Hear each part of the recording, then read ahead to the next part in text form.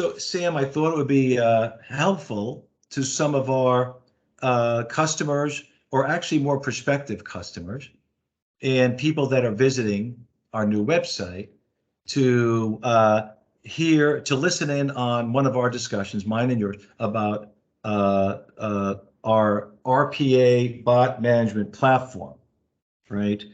That we refer to as Works for RPA Management.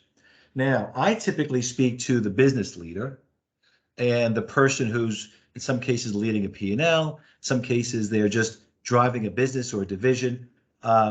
You have many more conversations with the technologist, the CTO, the CIO. So I'd like to start with telling you, sharing with you how I explain it, and then I ask that maybe you could play off of that, deeper dive technologically. So whoever's watching this, regardless of who they are, maybe they get some benefit. Okay, so here's the big deal I see, and again, this seems to resonate on a daily basis when I'm speaking to business leaders, Global 2000 mid-market companies. And by the way, as you know, this is we're talking both to enterprise buyers as well as service providers, as well as the advisory community. So here it is in a nutshell. So what's the big deal? Well, the big deal is RPA is great. It's one of the hottest growing segments in the space. It's creating a lot of value for both the people selling the RPA and people buying the RPA software. However, it is fairly brittle. However, it requires labor to monitor, manage, and maintain, right? And when there is some sort of a change in any sort of an IT environment, which means always and forever, then these bots break, or let's say maybe they seize. So, and there's nothing out there right now that could solve it, at least from a pure digital sense. So, from the business person standpoint, not the technologist, what seems to resonate with them is here they are embracing this technology where they anticipated productivity gains, right? And maybe as they are starting to realize those, all of a sudden they hit a wall and they lose most of those gains, maybe all of those gains, because now they have to assign bodies either internally or externally to monitor, manage, and repair. So so that's kind of the weak link in the overall RPA play, and one of the key problems that we solve. How would you add to that? Or what kind of conversation? My conversation is probably boring to you, Sam. So what conversations you're having with the CTOs? Maybe a little bit more granular from a technology standpoint. Well, the amazing thing about history is that it repeats itself. And we're doing it again. The world of RPA automation, intelligent automation, hyper automation, history repeats itself. We have this nasty habit of getting really excited about technology and rolling it out in really large ways.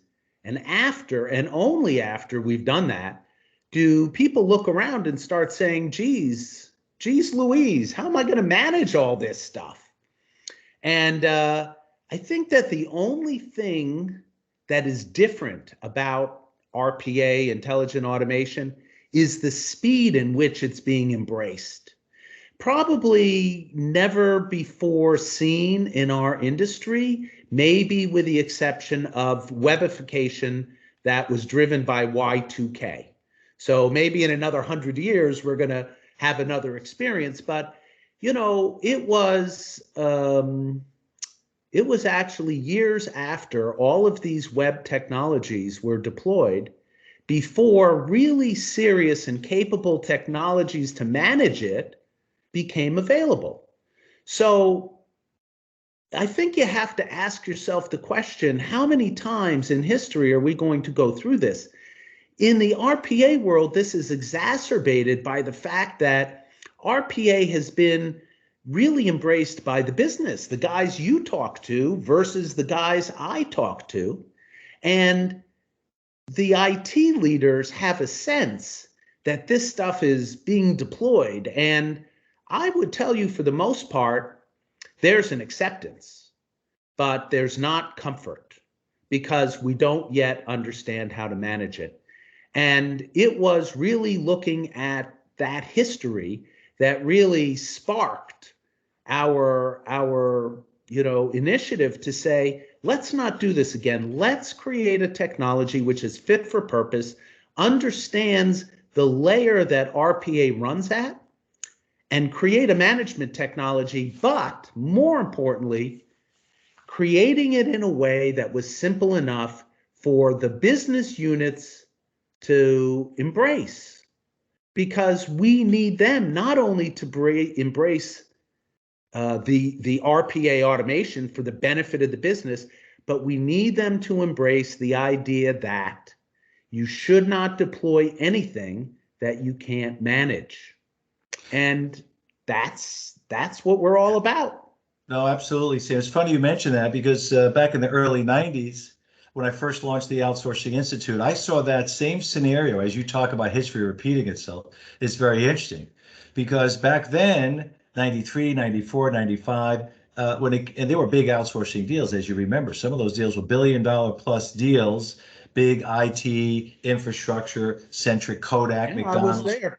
You were there, right? And but the interesting thing is, as you point out, the bulk of the focus was on the front end, right? It was RFP development, it was vendor selection, and then maybe if they were really good, optimal transition. And then from there, everybody went back to work thinking that, well, we outsourced it, we don't need to manage this thing. And then many of those deals struggled and floundered a bit until people realized that they need to allocate as much of a strategy, as much resources and attention on the management, if you will, of the relationship as they did on the front end.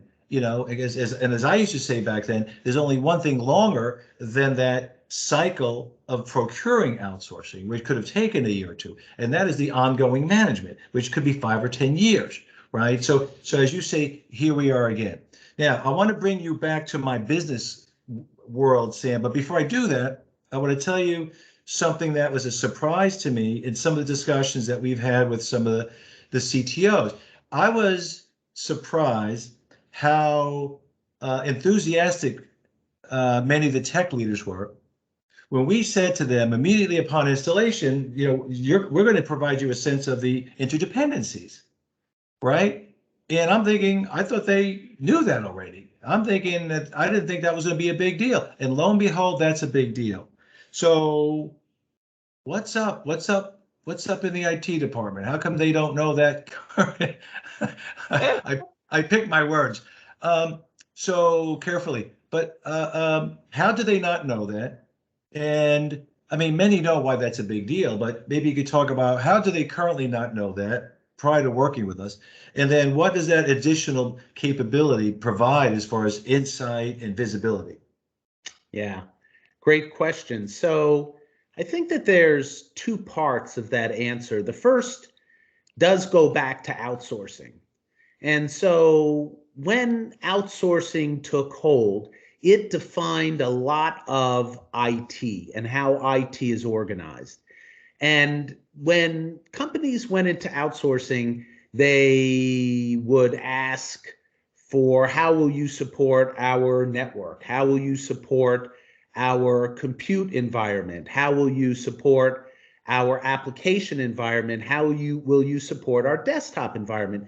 They created these, in fact, unnatural silos around how IT was managed. And in fact, all the people that you talk to, every person that uses technology does not consume technology in vertical silos. They consume technology horizontally. So now the question is, why doesn't IT know? Well, in RPA, the primary approach to management of RPA by IT is to use an orchestrator, control room, control tower, depending on what platform you're using, to actually look at and manage the stuff. The problem is that the orchestrators do not have visibility to what applications are embedded. What are the requirements of the RPA host? What was the condition of all of those technology components when the bot ran successfully? And so they don't have visibility. The sad truth is, and I do mean this, I can't think of a company that I've engaged with when I've asked them a couple of questions, have pulled out an Excel spreadsheet. The first question I ask, and I mean, I'm talking about Fortune 50, Fortune 100. I'm not talking about the little guys. So the first question I ask them is, how many bots do you have? Well, they kind of know if they developed them, if they went through the COE. And they bring out a spreadsheet and they show me, here's my list of bots. And then I ask them, do you know which applications are that bot is dependent on? And then they scroll all the way to the right of the spreadsheet and they get over to column, AA, and they say, oh, here's the apps. Well, that's just not manageable. More importantly, it's this little island of data. And so IT doesn't operate that way. When IT manages their environment, they're using a configuration management database. They're using change management systems. They have processes.